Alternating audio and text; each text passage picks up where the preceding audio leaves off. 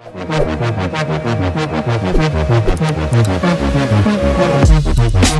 Center for Environmental Studies in Anna University. And this session 2 to 4, we are going to discuss about assessment of impact on our environment as part of EIA study. For the time 2 to 3, let us focus on some theoretical aspect. Then from 3 to 4, Dr. Janardhanan sir asked me to discuss about a case study. So what I thought is, instead of discussing a case study that someone else have done an EIA for someone some other projects, why don't we work out a modeling problem ourselves? So that is what I was thinking. So let us work out one air quality modeling problem using Gaussian dispersion model. So how to predict or forecast impact on our environment manually. Though nowadays we use software, either R mode or ICS, whatever the software we are using. Okay, but it starts from basically manual calculation. So what is the concept behind that? So based on that, we will also work out one or two problems in the second session. So now let me get into the theoretical part of the assessment of impact on our environment. So before going into the our environment, of course, in the last 2.5 days, you might have overdosed about the basic concept of EIA. And being faculty, most of you will also used to handle the subject. So you will be very much comfortable and familiarized with the concept. But still, if any of a new faculty who are newly introduced to this EIA, so I am just introducing with 2 slides, then we will get into the R environment. Already Dr. Janardhanan as well as Professor Mokan sir would have discussed and would have defined basically what is an environmental impact assessment. Okay, so you can read, it is a systematic process to identify potential positive and negative impacts. That is the important word. So the reason is almost all activities, when we the human beings are existing in the world, almost all activity will make impact on one or more than one environments in one way or other way.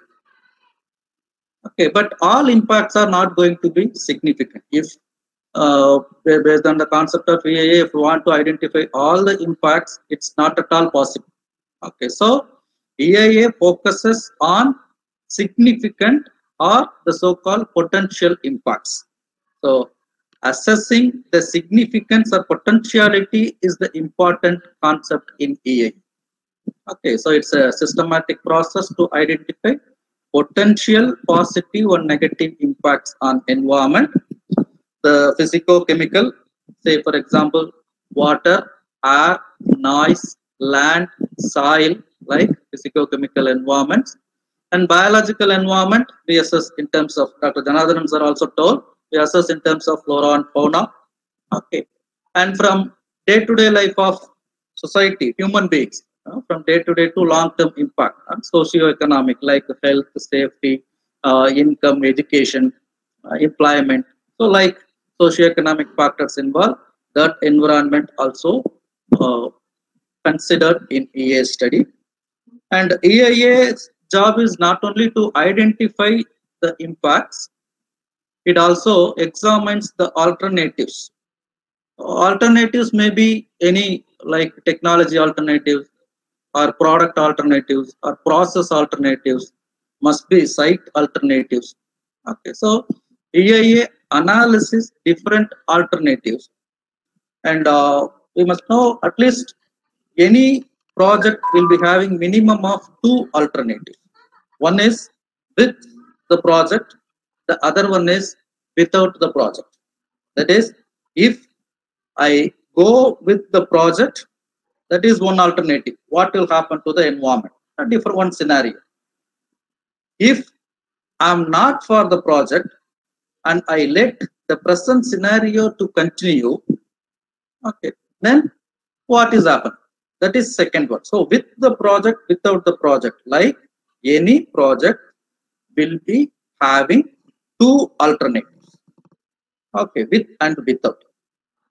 And also EIA comes out with the mitigation or management measures, especially for the potential negative impacts, and also tries to optimize the positive impact. So prevent substantial detrimental effects to the environment. Okay. So the overall definition is the systematic process to first identify impacts and then predict the impact, then evaluate the impact for its potentiality or significance. Okay. And when it is all done is prior to taking any major decisions. Here the major decision is nothing but whether you are given clearance or not. The proposed project is being cleared by the authority or not. That is what the major decision. Okay, so based on what? Based on the environmental impacts the project is expected to cause, are they going to give clearance or not? That's what I say. Okay, so it's a systematic process to identify, predict, and evaluate the environmental effects of the proposed action. That is most important here. Proposed action means, that is what the prior environmental clearance means. Okay, only before the project comes up, we need to do the EIA as per EIA 2006 notification. Before the project comes up, we have to conduct the EIA study and we have to come with a major decision that are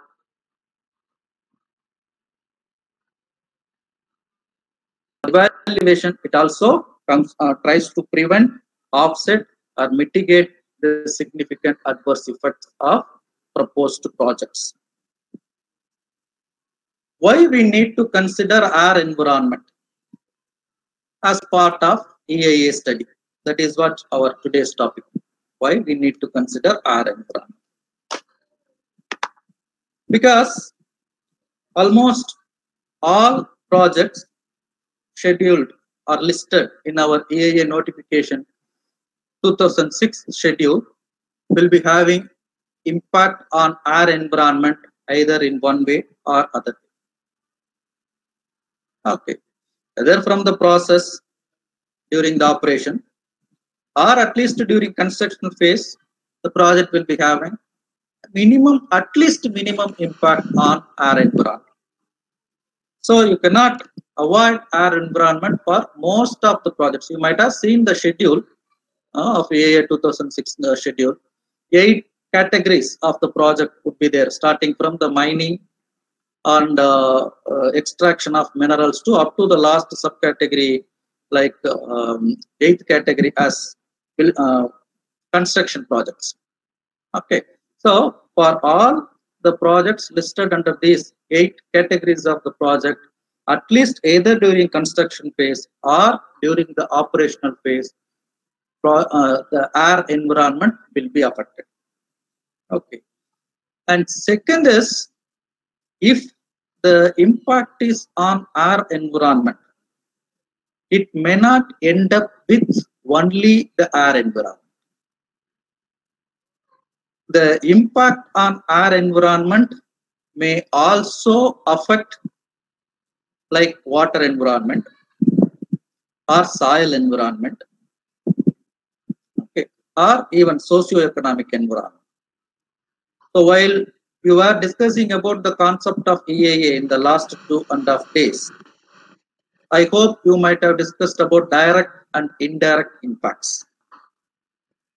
Okay, it means an activity, a component of project or project activity may directly affect one particular environment, say for example water environment, which may in turn affect another environment, for example biological environment.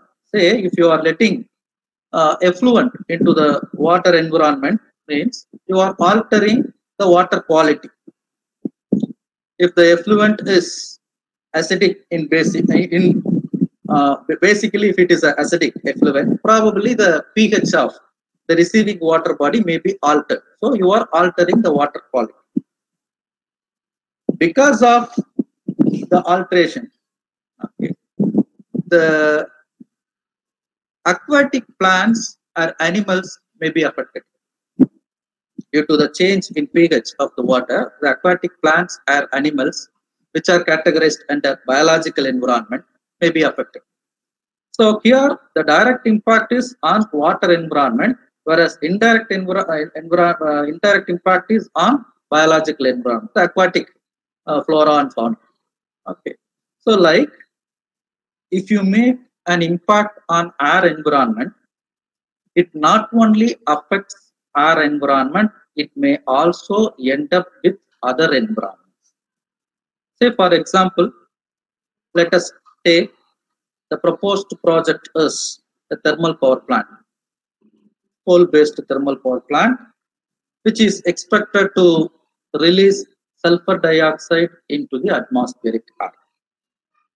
So now the impact on our environment is in terms of SO2. So we expect there is an increase in the SO2 level. So this is the direct impact.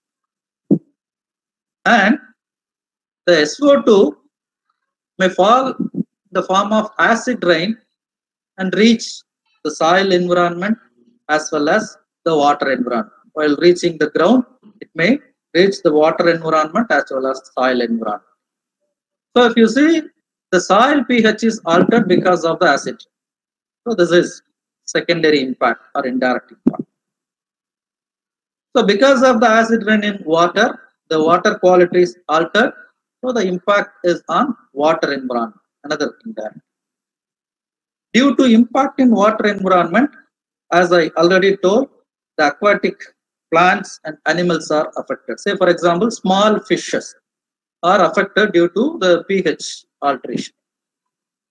Okay, so this is impact on biological environment. Due to this impact on the smaller fishes, the bigger fishes which depend on the small fishes may get affected. Okay, another impact. And due to that, suppose if nearby fisherman community is there, their bread and butter is the fishing activity in the river. Okay, that gets affected. Where your socio-economic environment comes into picture. See, small fishes are affected. Because of that, the bigger fishes are affected. So the fishermen who are depending the bigger fish for their bread and butter are also affected. Okay, so in turn, their income, okay, and other social factors are getting affected. So if you see, the impact is only directly on our environment, but in turn it affects water, biological and socio-economic. Okay, so that is where the importance of our environment comes. As I told, not only it may end up with other environments as tertiary or secondary impacts. That is what affects other environments subsequently. Okay, so while air quality is directly affected, then the impact will be in two aspects. One is on the nearby residents who are exposed to the air quality, the bad air quality. Second is to the workers. It may be a mining project, it may be a mineral extraction project. Okay, so the workers may also be affected by getting direct exposure to either the dust or from the process emissions from the industry. Okay, so that is the direct effect due to the air quality. Okay. And not only that, it affects the day-to-day to long-term lifestyle of human community. One is the direct health effect. Okay. Say for example, now we are talking about this pandemic COVID-19. Okay, and we are worrying about that, or we are afraid that it may be airborne. So we started wearing masks. So in those days, or in earlier days, at least 4 months back, this is not our habit. Wearing mask was not our habit.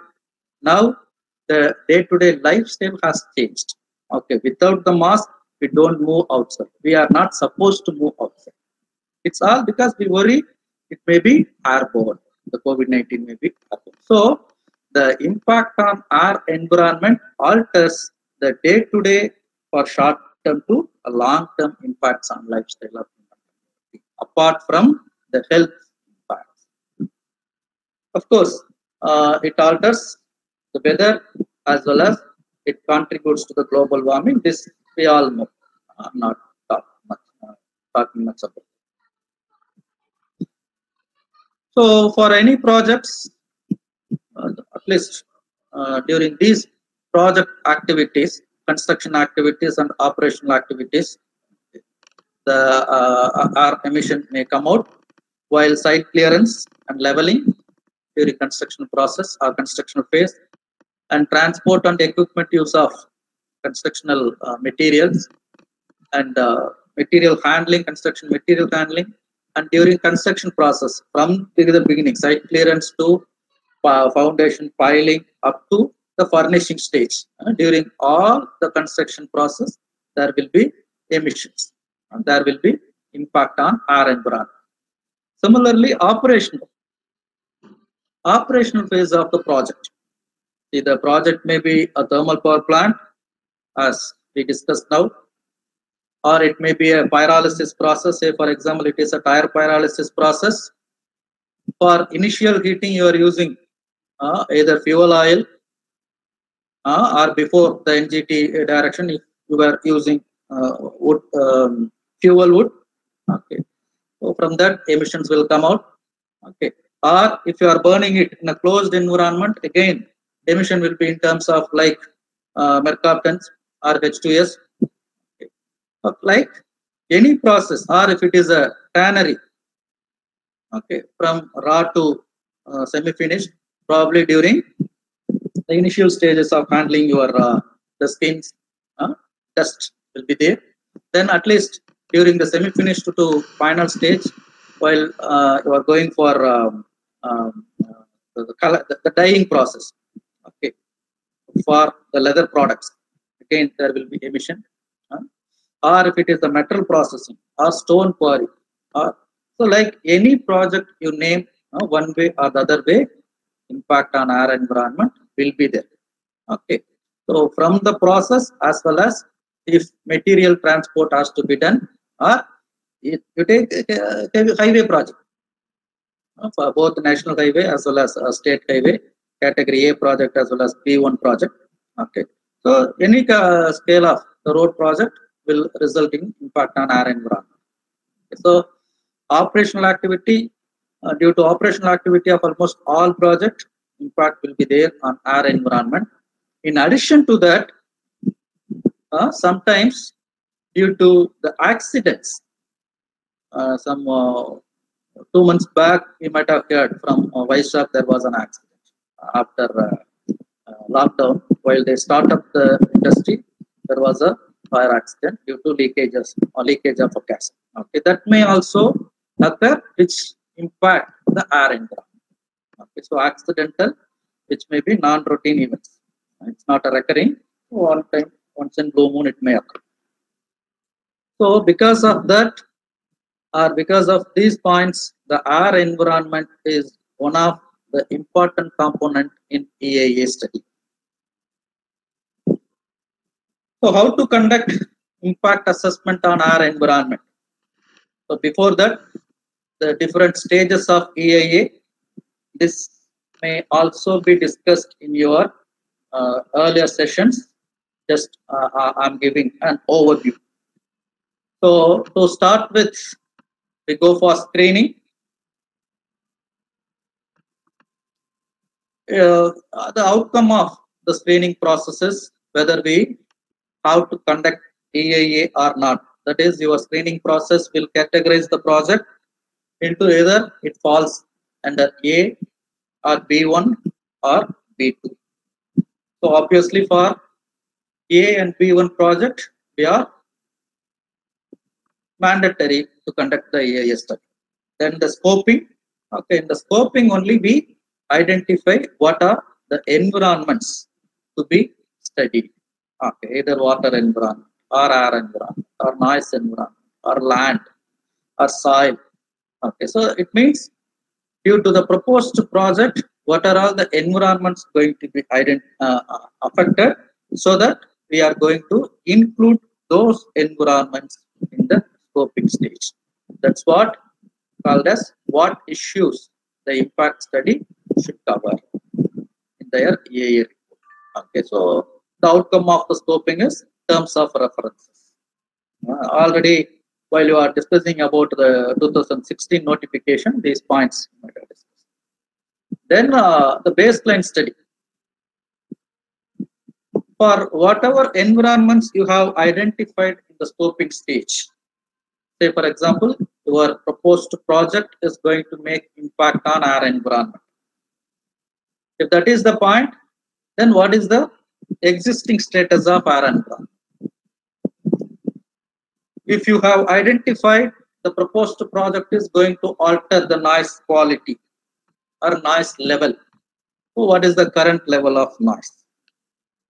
The proposed project is expected to increase the traffic flow. So what is the current traffic level, traffic flow, vehicular volume? So like whatever environments you have identified in general, in particular, whatever parameters you have identified in those environments. For example, the proposed project is expected to alter TDS level of the receiving water body. Okay. So what is the current level of TDS? That is what I am naming as parameter. Or the proposed project is expected to alter the SO2 level in atmospheric air. Okay, what is the current level of SO2? So like the environments as well as the corresponding parameters, what is the current status?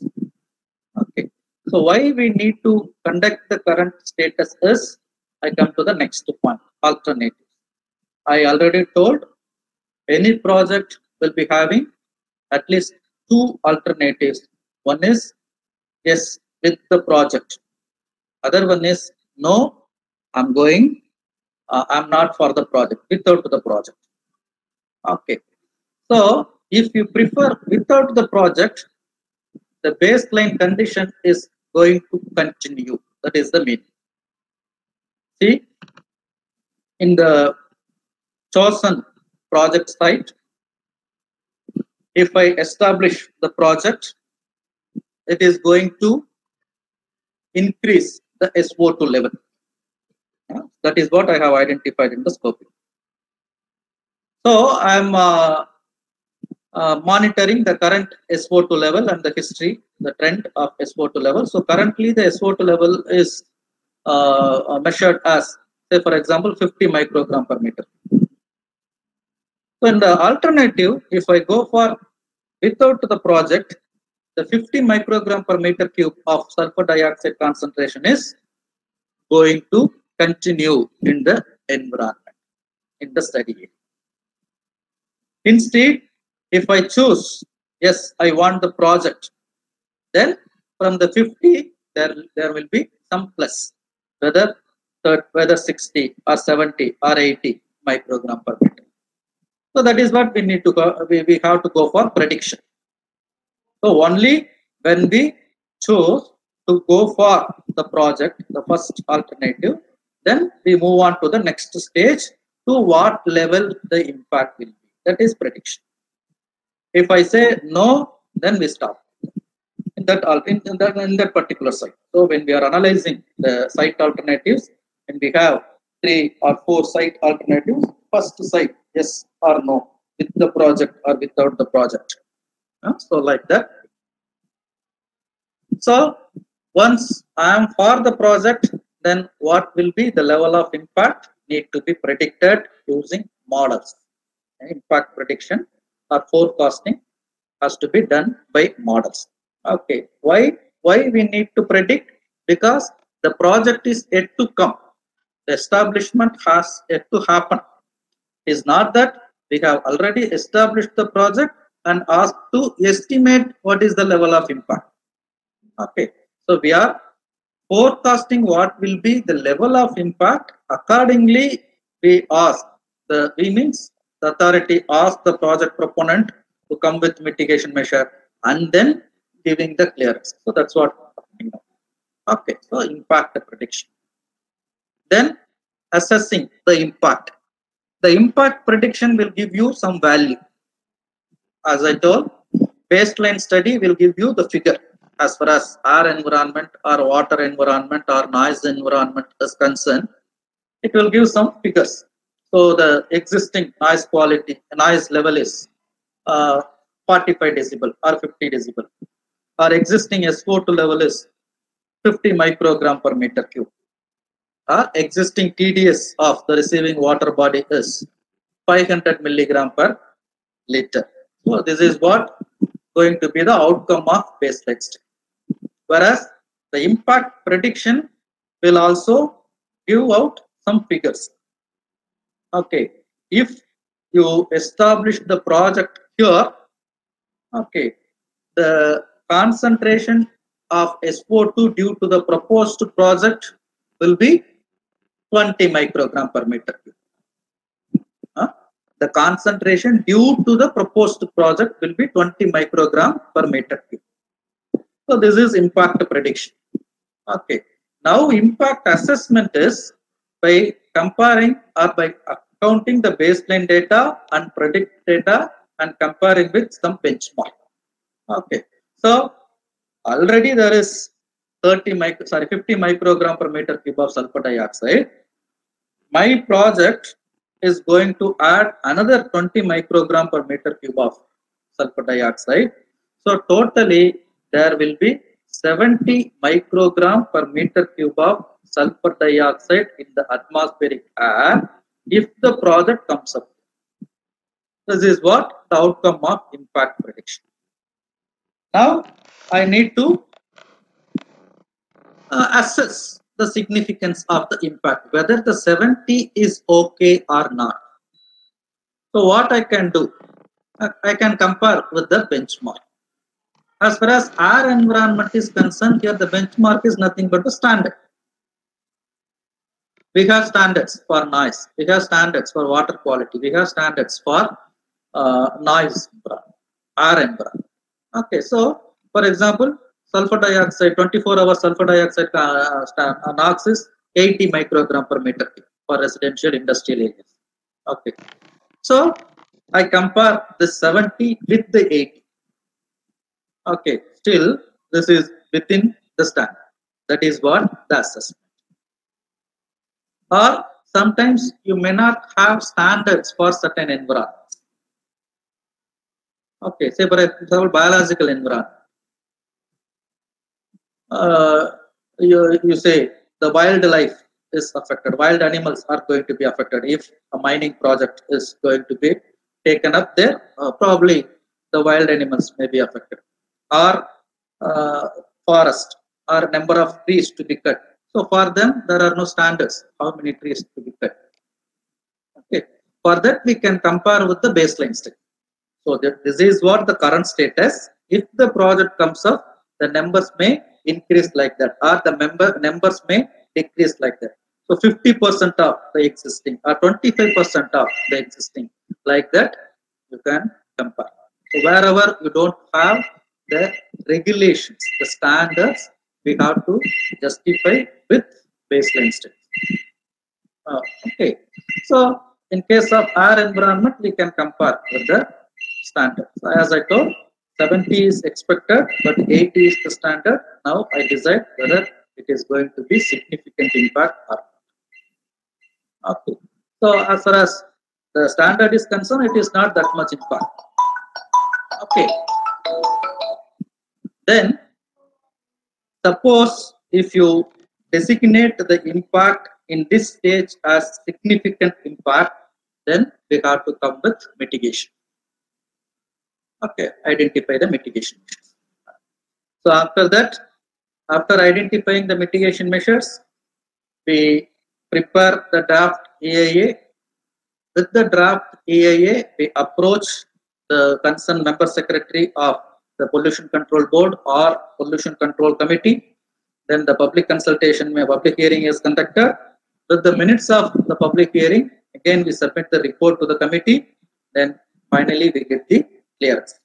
Once clearance obtained and you go with the project, okay, you involve in post-project monitoring. That is, whatever you have committed in your environmental management plan, 3 things you have to do. One is you have to implement the mitigation measures, operate it effectively, and you have to attain whatever you have committed while operating them. So that for that the monitoring is important. So that is called as post-project monitoring. Okay. So these are all common stages of EA. Whereas for air quality impact studies, from the 10 stages, we have taken the 6 stages. One is identification of air quality impacts due to the proposed project. In air environment, what are the parameters are going to be affected due to the project. Okay, so one is, say for example, it may be due to air environment, it may be particulate matter, or it may be sulfur dioxide, or NOx, okay, or mercaptans, or H2S. So like we have to identify what are all the expected impact in terms of the air environmental parameters. Second is describe the existing environmental condition. So with respect to the identified pollutants, what is the existing status? Okay. Third is what is the relevant air quality standards or guidelines? We have emissions or guidelines. Okay. Second,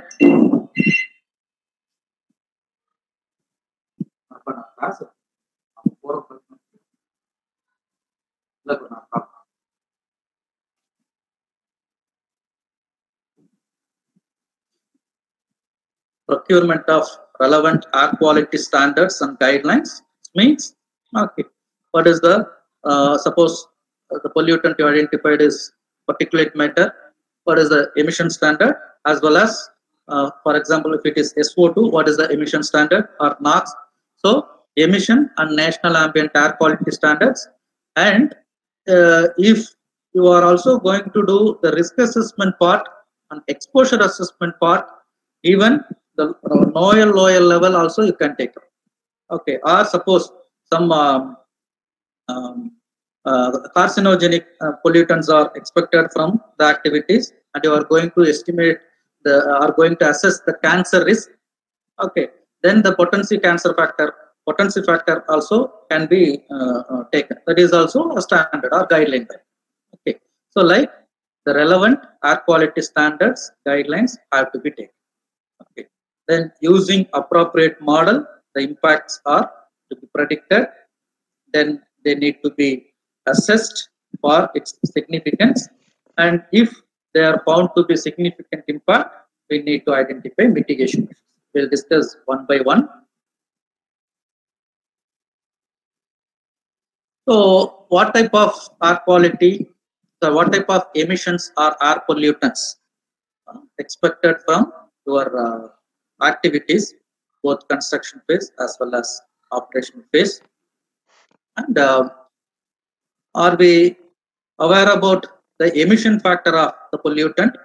So emission factor means per amount of fuel burnt, what will be the amount of pollution produced, so that if we know the total amount of fuel going to be burnt, we can at least know what will be the amount of emission. Okay, so that is why the emission factor. Okay. So from the emission we can estimate what is the total quantity of expected emission of that particular pollutant. These are all some of the common activities that may cause air pollution during in a project. So unpaved road is a common problem.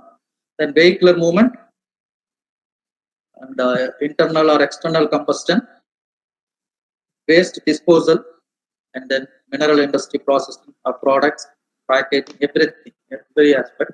Okay. And the input data you may also get it from the Form 1 or Form 1A.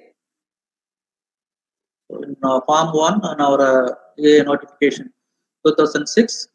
So these are the details pertaining to our environment, what the project proponent has to fill it up. Emissions from combustion of fossil fuels, emissions from production processes, emissions from material handling, from construction activities, dust or odor. Okay.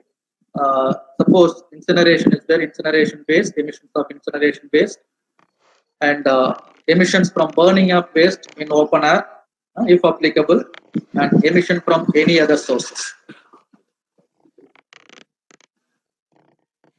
And these are the details to be given. Form 1A, which is applicable for the subcategory 8 project, construction project.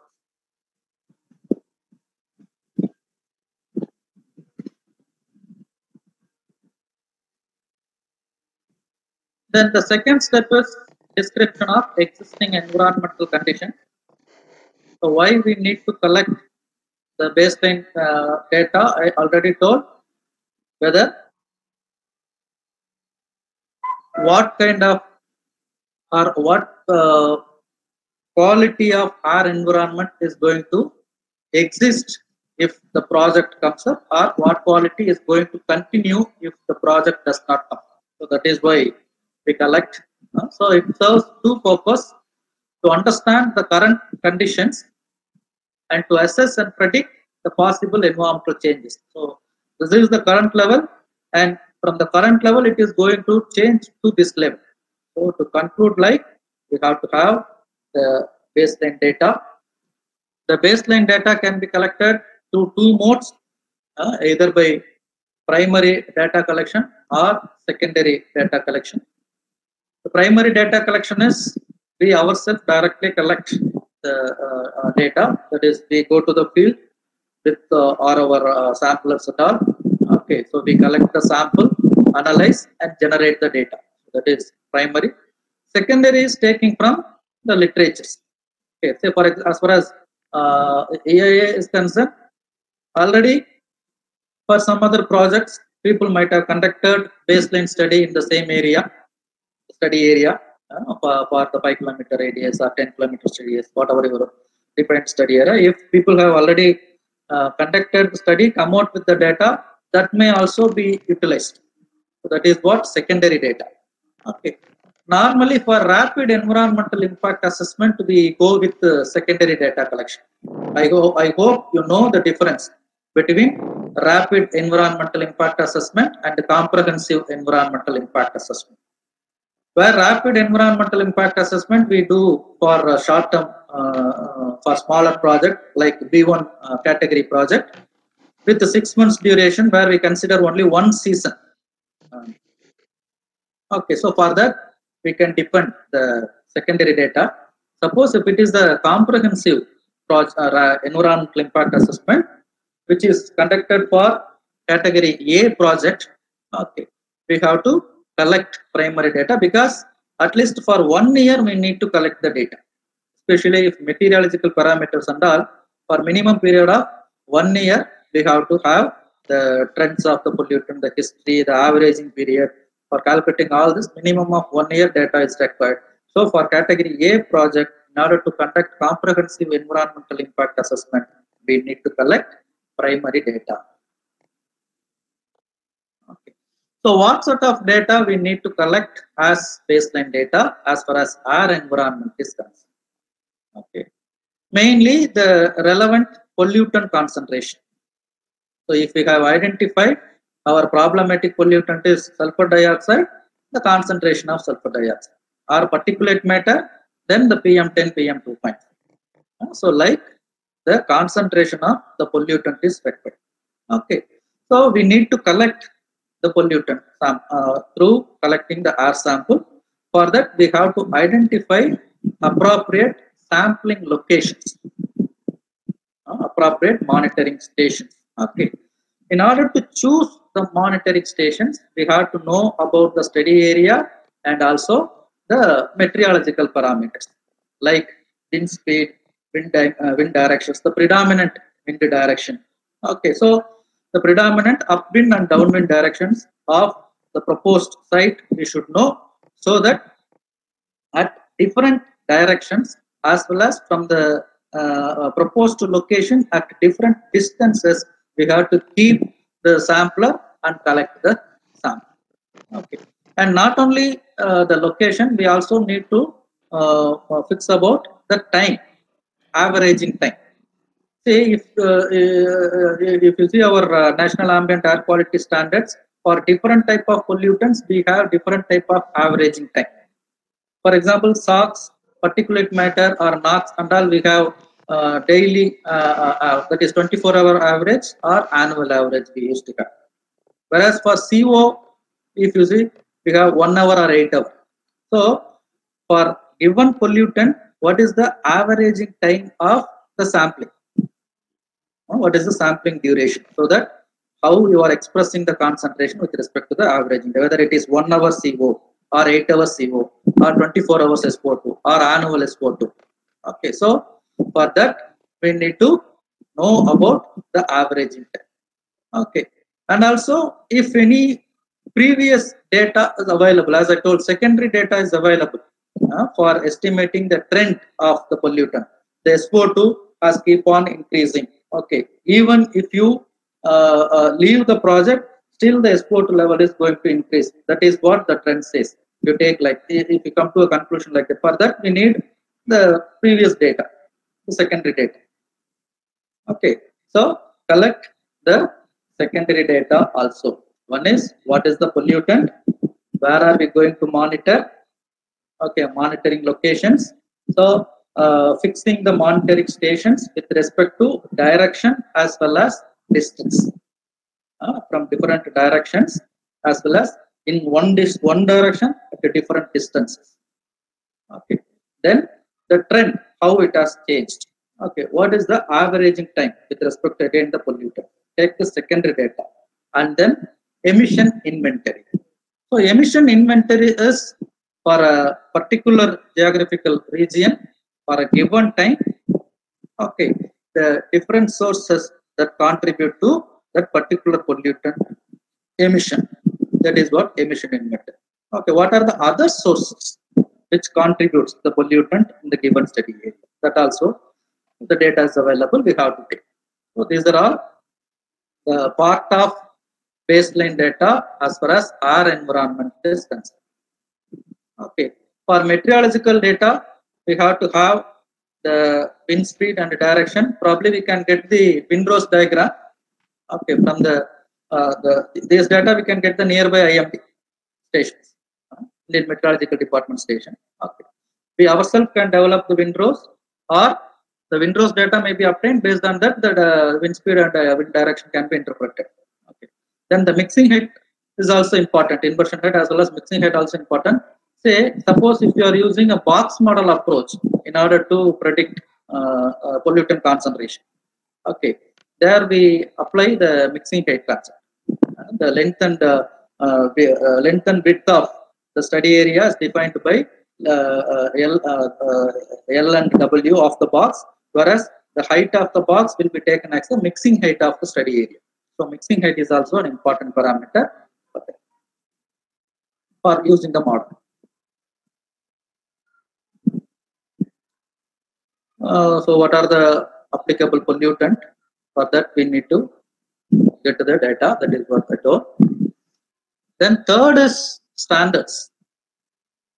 Emission standards, national ambient air quality standards, as I told, loyal, or suppose you also want to calculate the occupational exposure, for that the OSHA and others, as I told, the cancer potency factor and all. Okay.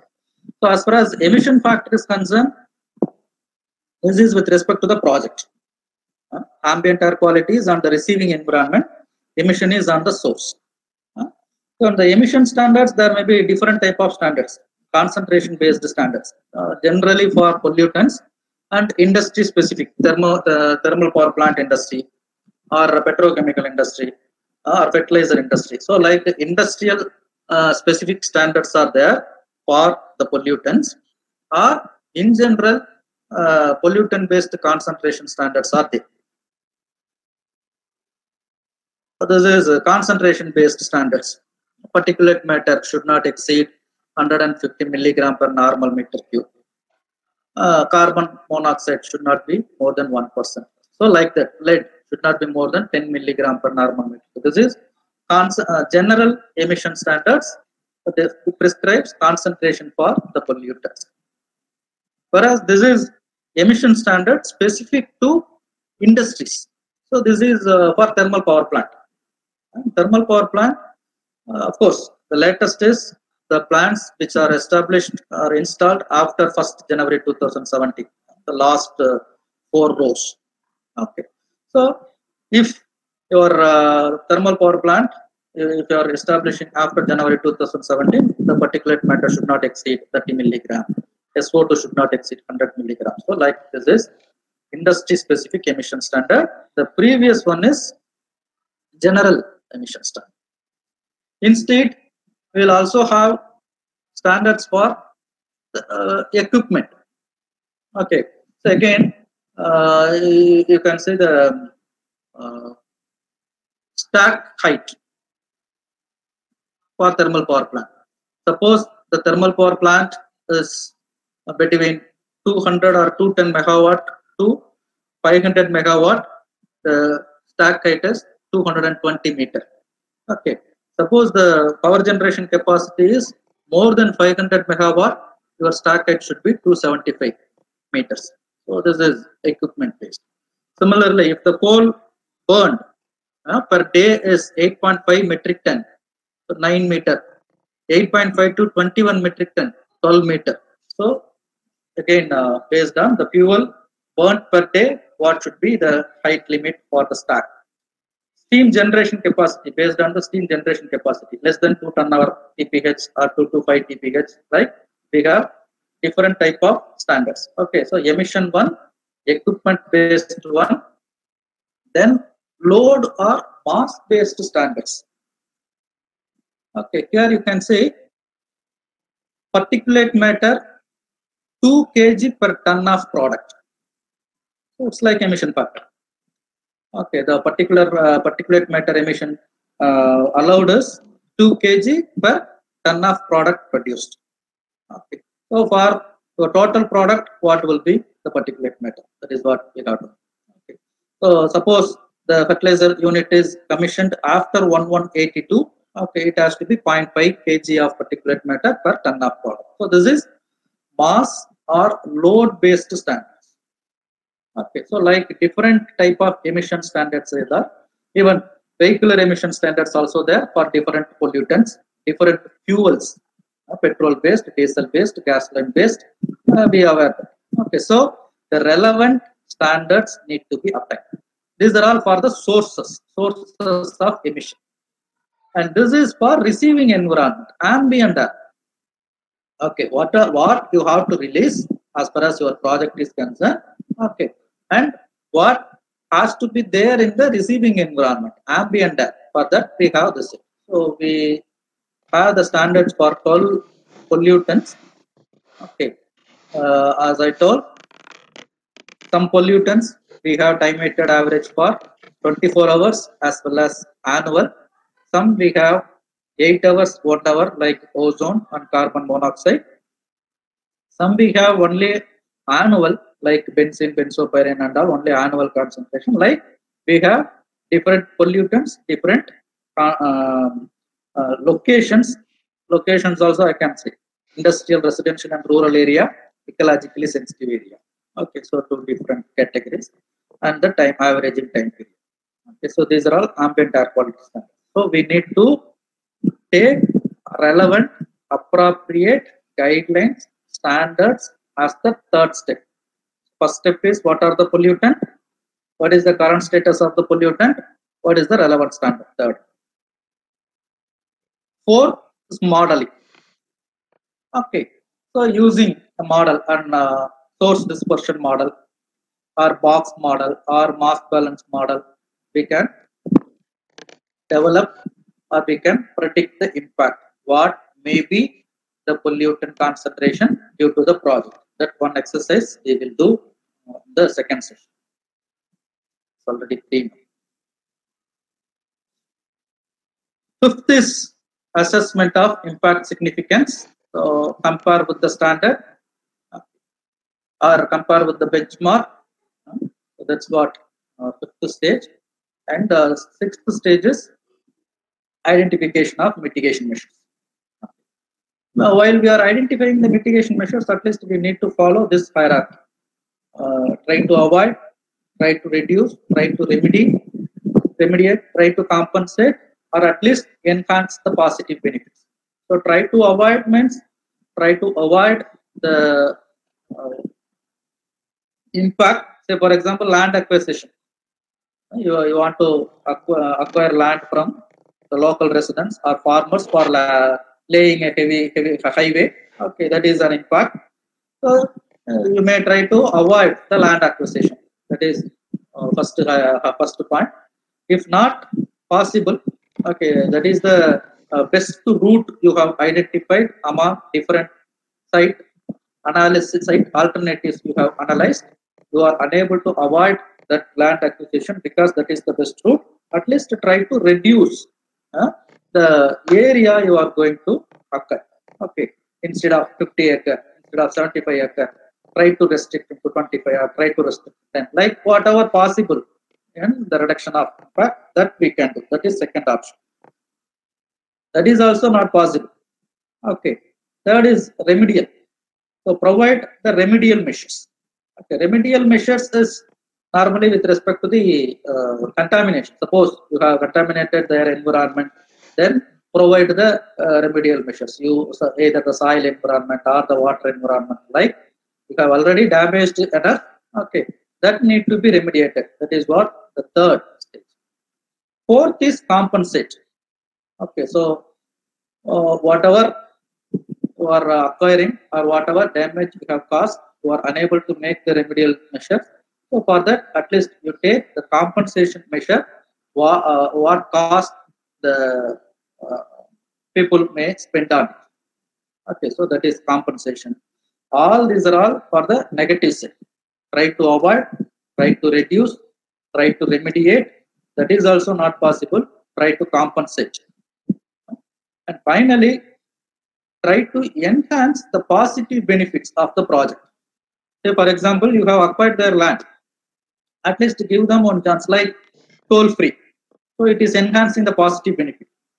Or say in one day you can cross the toll. So at any number of times there will not be any toll fee. So like that you can say that is enhancing positive. Or you can reduce the tariff. Okay. Or for the power plant, people have given you the land. So the EB may be supplied at a subsidized price. Okay, the tariff may be reduced for them. So that is again enhancing the positive benefit. So the first four are with respect to negative impacts. The last one is with respect to positive benefit. Not that enhancing the impact, enhancing the positive impact, positive benefits of the impact. So in this way, we have to identify the mitigation measure. As far as our environment is concerned, first we try to identify the source corrections method because the air pollution control measures we might have we may be aware of that, both particulate pollutant and gaseous pollutant method, okay. But they are all add-on process. So before going for that, at least try to reduce the emission in the source itself by going an alternative fuels like changing the raw material. Instead of 1% sulfur coal, you may go for 0.5% sulfur coal or 0.75% sulfur coal. So like go for raw material change. Okay. Then the process change or equipment modification. Equipment modification even including raising the height of the stacks. Okay. Or increase the boiler efficiency so that emissions could be reduced. So like you attend different options at the source itself and then go for the add-on process, the pollution control process. So either particulate control method like gravitational separator or cyclone separator, or filtration process or ESP or the scrubber, or in case of gaseous pollutant, we can go for either the scrubber or absorber or condenser or combustion like incinerator. Okay, so this is the last option. The add-on process is the last option. So we can this is the mitigation measures. Apart from that, some of the general measures you might have come across through the EIA reports are like sprinkling of water during construction phase, so that the dust emission is controlled. So these are all some general instructions, but the engineering control methods we need to focus more. Fine. So this is the theoretical part.